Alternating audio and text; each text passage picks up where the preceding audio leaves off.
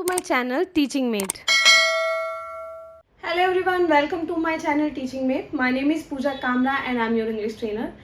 If you want to improve your English grammar, then do join our series we have started for the part of speech along with its type. So as we have discussed in the previous video, that is the first type of part of speech, which was noun and its classification. And now let's move on to the second type of parts of speech, that is pronoun. So there are basically the 7 types of pronoun, but firstly know that what pronoun is. तो pronoun क्या है? Pronoun is a word that is used in place of a noun, जिसको noun की जगह पे use किया जाता है और that act similarly as noun. Now noun क्या है? Any name given to a person, place or thing is called as noun. And pronoun क्या है? Which is used in place of a noun.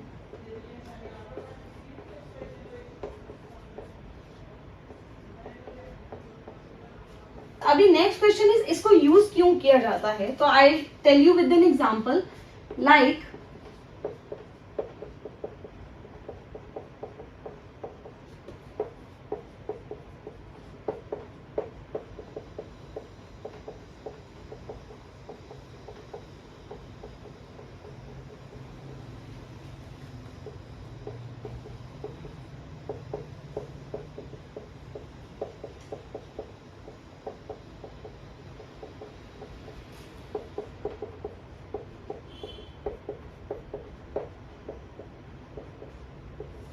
इस example से हम clear करेंगे. अभी इस स्टेटमेंट में John is an actor, John is very hard working, John is very passionate about his work. तो हम we are talking about John which is noun. Now repetition हो रही है, in place of a noun हम use करेंगे with अ suitable pronoun जो John के लिए रहेगा, ही.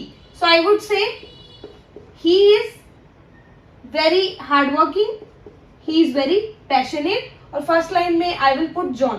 तो इसमें एक तो रेपिटेशन अवॉइड होगी. एक क्या हो रहा है, इससे जो सेंटेंस है वो सेंटेंस कॉम्प्लेक्स हो रहा है, तो उसकी कॉम्प्लेक्सिटी को रिमूव करने के लिए, यानी कि उसको मुश्किल से आसान बनाने के लिए हम सिंपल कह देंगे John is an actor, he is very hard working, so he is very passionate. ठीक है, तो replace a noun, act similarly as noun and reduce the complexity is called as pronoun. So there are 7 type of pronoun. First is personal pronoun, indefinite pronoun, relative pronoun, intensive pronoun, demonstrative pronoun, interrogative pronoun and reflexive pronoun. So चलिए हम one by one start करते हैं इसकी सारी जो types को along with the example. Before we move on to the types of pronoun, I would like to describe you about subject, object and predicate in a sentence.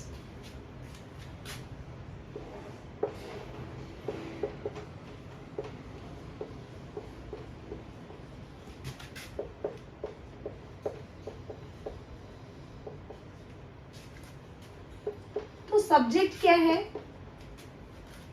That what is sentence all about, यानी कि सब sentence में किसके बारे में बात हो रही है इज सब्जेक्ट. और प्रेडिकेट क्या होता है, I tell you, like sentence has, कोई भी जो सेंटेंस होता है usually 2 parts, one is subject and another is predicate. ठीक है, और सब्जेक्ट का क्या काम होता है कि सेंटेंस में किसके बारे में बात हो रही है, what topic, what person, what thing और idea we are talking about. और प्रेडिकेट क्या होता है, जो रेस्ट ऑफ द सेंटेंस है, that tell what the subject is doing in a sentence, कि सेंटेंस में सब्जेक्ट का क्या काम है, क्या कर रहा है, जो सब्जेक्ट है वो सेंटेंस में क्या कर रहा है उसको बोलते हैं प्रेडिकेट. और ऑब्जेक्ट क्या होता है, जिस पे एक्शन एक्शन परफॉर्म हो रहा है, means who is receiving the action is called as object. तो सेंटेंस में सब्जेक्ट क्या होता है, ऑब्जेक्ट क्या होता है और प्रेडिकेट क्या होता है, उसको हम एक एग्जांपल से देख लेते हैं। जैसे कि Mary ate chocolate. Now Mary क्या है, किसके बारे में सेंटेंस में बात हो रही है, मैरी इज अ सब्जेक्ट, ठीक है। जैसे कि इसमें इस सेंटेंस में किसके बारे में बात हो रही है, किसके बारे में बात हो रही है, जॉन के बारे में। सो John is a subject. Now sentence आप ध्यान से देखिए, दो पार्ट्स में होता है, one is subject and another is predicate. तो जो ये बाकी रेस्ट ऑफ द सेंटेंस है, बचा हुआ जो पार्ट है, बचा हुआ पार्ट है, उसको बोलते हैं प्रेडिकेट, कि सब्जेक्ट जो है वो क्या परफॉर्म कर रहा है इन अ सेंटेंस। अब ऑब्जेक्ट क्या है, इसमें ऑब्जेक्ट है फुटबॉल। जो एक्शन रिसीव कर रहा है, इसमें क्या है, चॉकलेट। जो एक्शन रिसीव करता है उसको बोलते हैं ऑब्जेक्ट, ठीक है। और सब्जेक्ट होता है what is sentence all about.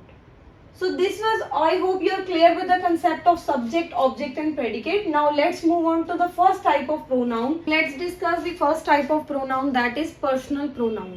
Personal pronoun जो है वो specific person यानी कि specific noun या object के लिए use किया जाता है, और which is used in place of a noun.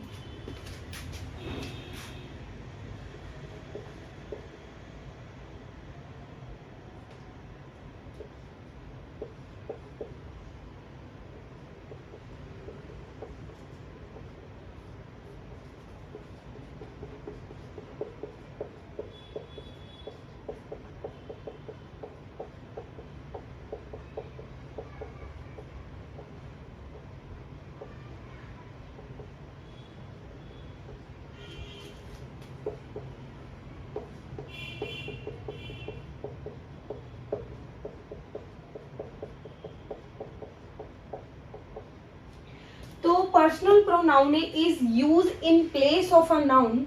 और नाउन में क्या आता है, पर्सन, प्लेस, थिंग और एनिमल, और use for a specific noun, जो स्पेसिफिक नाउन के लिए यूज किया जाता है। और ये कौन से होते हैं, जैसे कि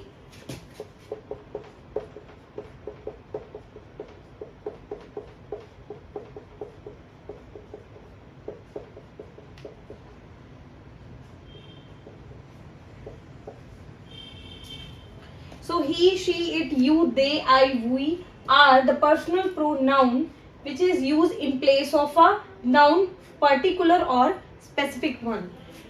Let's take an example.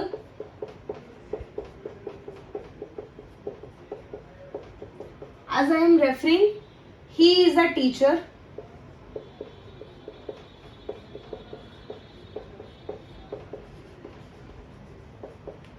She went to market.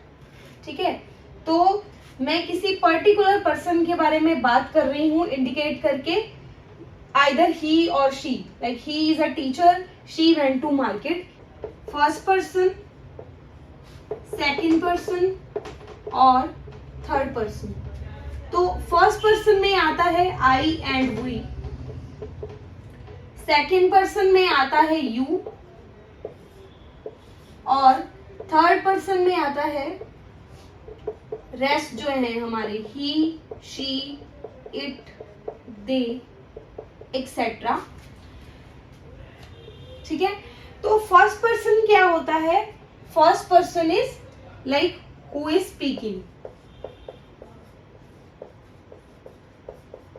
Suppose Ram is speaking, ठीक है, तो Ram is first person, use denoted by I और we.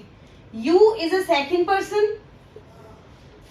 Second person, suppose Ram is speaking to Sham, यानी कि to whom it is speaking to.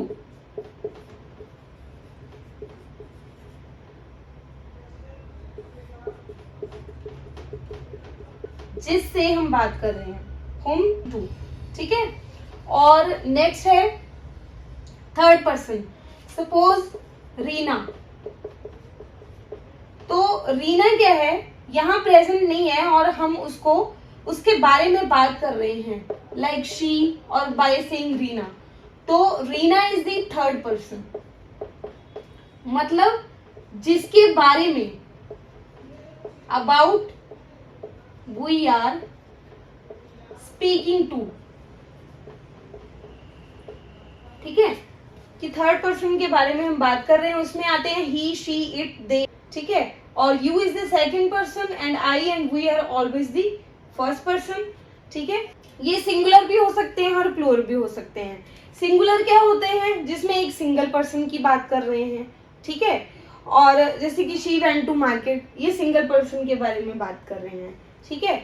या singular और plural का भी बता देती हूँ, if there is a one person then it is one person और अ थिंग, और प्लूरल क्या होता है, जिसमें मोर देन वन होता है, ये आपको हमेशा याद रखना है, ठीक है। Like I would say this book belongs to me, तो इसमें मैं क्या सिंगुलर पर्सन की बात हो रही है, ये बुक मेरी है, यानी कि सिंगुलर नाउन हो गया, और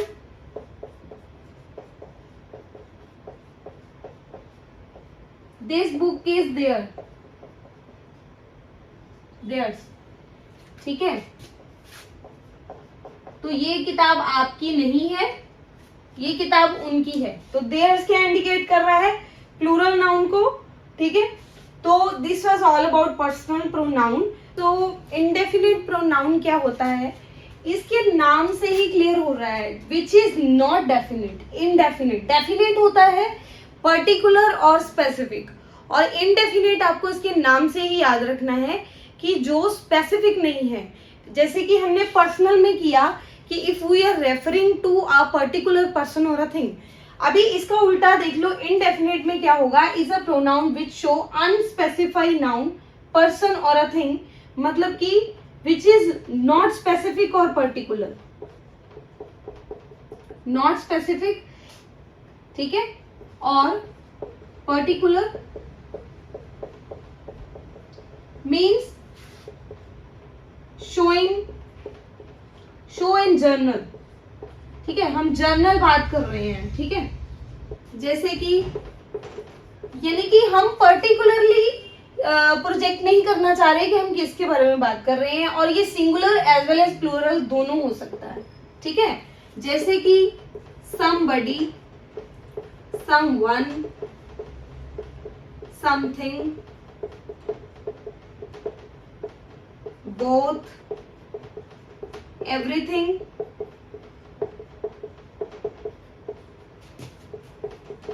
anyone, anything,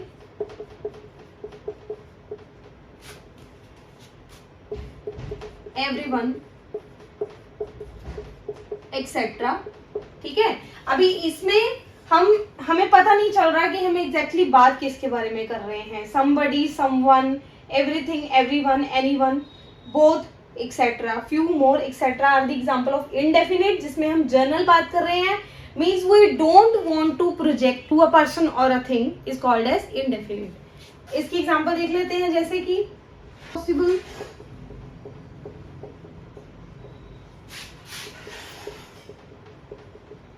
there is someone at the door,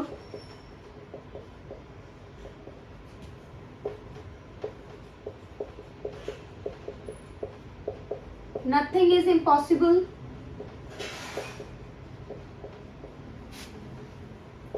all are equal, somebody or someone seen my bag, हम किसी से पूछ रहे हैं, ठीक है, इज देयर एनीबडी, क्या कोई है, ठीक है, बोथ आर पॉसिबल, मान लो कोई केस है, बोथ आर पॉसिबल, तो इसमें हम इन जनरल बात कर रहे हैं, हम किसी स्पेसिफिक को रेफर नहीं कर रहे, which is called as indefinite pronoun. So this is the third type of pronoun which is relative pronoun, which replace a noun और a pronoun, and it also join two sentence about the same thing or person is called as relative pronoun। पहले आप इसके नाम से ही clear कीजिए कि relative का मतलब है कि जो सेंटेंस में चीज़ों को रिलेट कर रहा है आपस में, उनका रिलेशन बिल्डअप कर रहा है, ठीक है। तो ये क्या करता है, नाउन या प्रोनाउन को रिप्लेस करता है। नाउन या प्रोनाउन के अंदर क्या आता है, एनी पर्सन, प्लेस और अ थिंग, ठीक है। और ऑल्सो ज्वाइन टू सेंटेंस। अभी ये कौन से दो सेंटेंस को जोड़ता है, ये उन दो सेंटेंस को आपस में जोड़ता है कि जिसके बारे में एक सेंटेंस में मान लो देयर आर टू सेंटेंस, इस हाफ पार्ट में इसके बारे में, नाउन या प्रोनाउन के बारे में ऑलरेडी सिमिलर थिंग के बारे में बात हो चुकी है, ठीक है। हम इसको एग्जाम्पल से क्लियर करते हैं, ज्यादा समझ में आएगा। लाइक फर्स्ट एग्जाम्पल है, she is the women whom I met in London. तो वो वुमेन है जिसको मैं पहले मिल चुकी हूँ। तो इसमें सेकेंड सेंटेंस को ये आपस में जोड़ रहा है। whom दोनों में कंजंक्शन का काम कर रहा है, रिलेट कर रहा है, क्योंकि हम उसी के बारे में बात कर रहे हैं जिसको हम ऑलरेडी मिल चुके हैं, ठीक है। मतलब उसी नाउन या प्रोनाउन को या सेम थिंग को जोड़ता है जिसके बारे में उसी सेंटेंस में पहले बात हो चुकी है, ठीक है। और ये कौन कौन से होते हैं, जैसे कि who, whom, whose,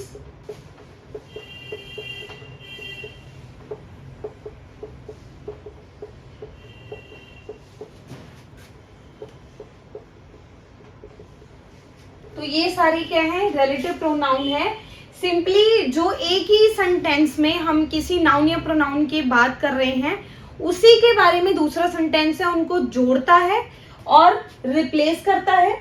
और इसकी बाकी एग्जांपल आप देख सकते हैं, जैसे कि this is the girl who is my friend, ठीक है। तो इसमें हु क्या कर रहा है, इसी लड़की के बारे में बात हो रही है जो मेरी दोस्त है। तो who is using as a conjunction to relate two sentence is called as relative pronoun. And last इसकी जो एग्जांपल है, दिस इज अ बॉय, ये वो लड़का है जिसकी किताब मैंने उधार ली है।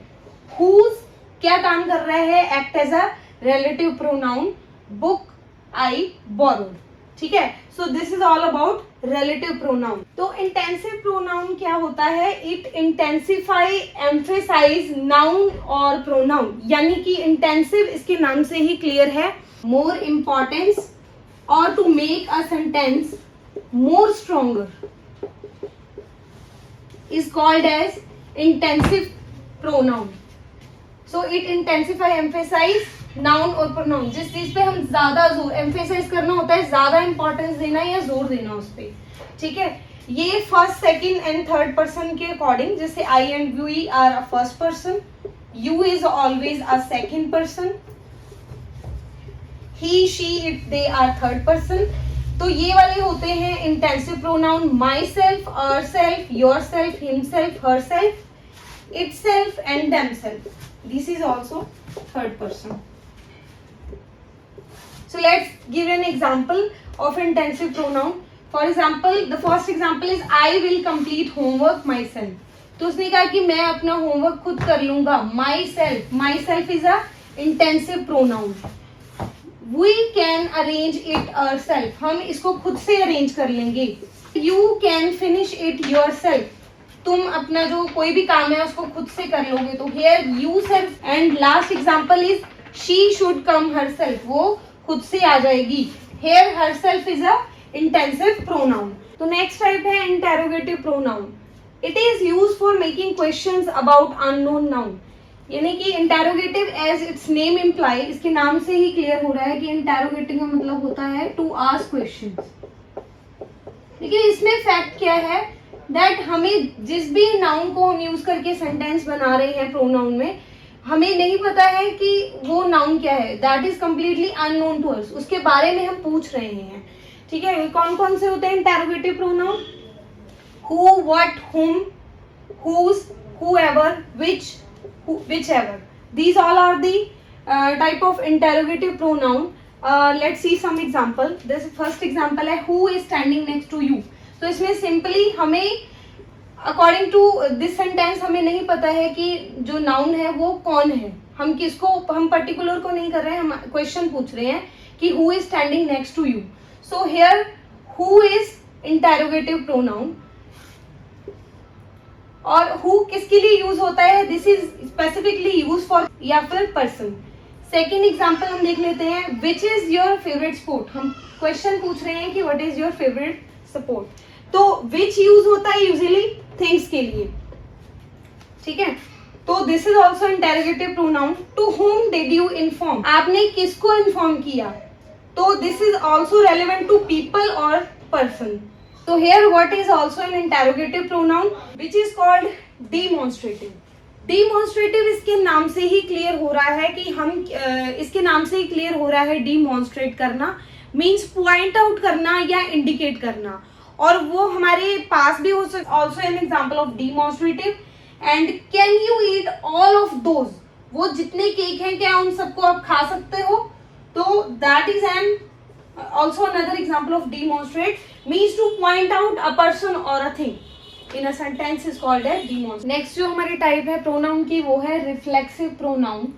रिफ्लेक्सिव प्रोनाउन क्या होते हैं, reflexive pronoun are used when subject and object are same person और it always end with self और सेल्फ। यानी कि रिफ्लेक्सिव का क्या मतलब होता है कि it's as the name itself reflexive, यानी कि जो भी एक्शन परफॉर्म हो रहा है सेंटेंस में सब्जेक्ट के द्वारा उसका उस पे क्या है, उसको बोलते हैं रिफ्लेक्ट होना, यानी कि रिफ्लेक्सिव। और इसमें सब्जेक्ट और ऑब्जेक्ट दोनों ही जब सेम होते हैं तभी रिफ्लेक्सिव प्रोनाउन यूज होता है। तो रिफ्लेक्सिव जैसे कि पर्सनल प्रोनाउन होते हैं I, we, you, he, she, it. Reflexive pronoun similarly इसके लिए होगा myself, ourselves, yourself और your self, himself, herself, itself और themselves। So जो सेंटेंस में अपने आप को इफेक्ट करता है, जिसमें सब्जेक्ट और ऑब्जेक्ट सेंटेंस में सेम होंगे and it always end with self and self. For example, I made a coffee for myself, मैंने खुद के लिए कॉफी बनाई। Next example, she looked at herself in mirror, उसने अपने आप को आईने में देखा। Herself is a reflexive pronoun. We made ourself a little house, हमने खुद से अपना एक छोटा सा प्यारा सा घर बनाया, तो ourself is a reflexive pronoun. And John himself prepare his meal, John ने अपना खाना खुद से बनाया। Here himself is a Now the question came that what is the difference between reflexive and intensive pronoun, as these terms like myself, ourself, yourself, himself, herself, itself and themselves both are used in reflexive as well as intensive. Intensive में हमने देखा था कि उस sentence को ज़्यादा sharpen करने के लिए, उसको ज़्यादा स्ट्रॉन्गर बनाने के लिए और उसको ज़्यादा इम्पोर्टेंस देने के लिए हम जो है इंटेंसिव प्रोनाउन यूज करते हैं। लेकिन रिफ्लेक्टिव क्या होता है कि सब्जेक्ट और ऑब्जेक्टिव सेम होते हैं, ठीक है, और सब्जेक्ट जो है मतलब उसका रिफ्लेक्शन होता है उसी सेंटेंस में ऑब्जेक्ट पे। और we made ourself a little house, हमने खुद के लिए जो अपना एक हाउस बनाया है जिसमें हमें होम का जवाब मिल रहा है। फॉर एग्जाम्पल, ये इंटेंसिव और रिफ्लेक्सिव का एक एग्जाम्पल है। She herself bought a car और she bought herself a car। इसमें herself क्या कर रहा है, इसमें herself में हमें जवाब मिल रहा है कि उसने किसके लिए घर बनाया, जबकि इस स्टेटमेंट में हमें वो आंसर नहीं मिल रहा। She bought herself a home, उसने खुद के लिए घर बनाया, जो कि रिफ्लेक्शन है और जवाब दे रहा है कि किसके लिए बनाया। तो that is the difference between intensive और reflexive pronoun. So this was all about the 7 type of pronoun. I hope you are clear with all the type along with the example. And if you like the video, please do like, share and subscribe and stay connected to Teaching Mate Follow for English. Thank you. जिसका नाम है teaching mate follow for English.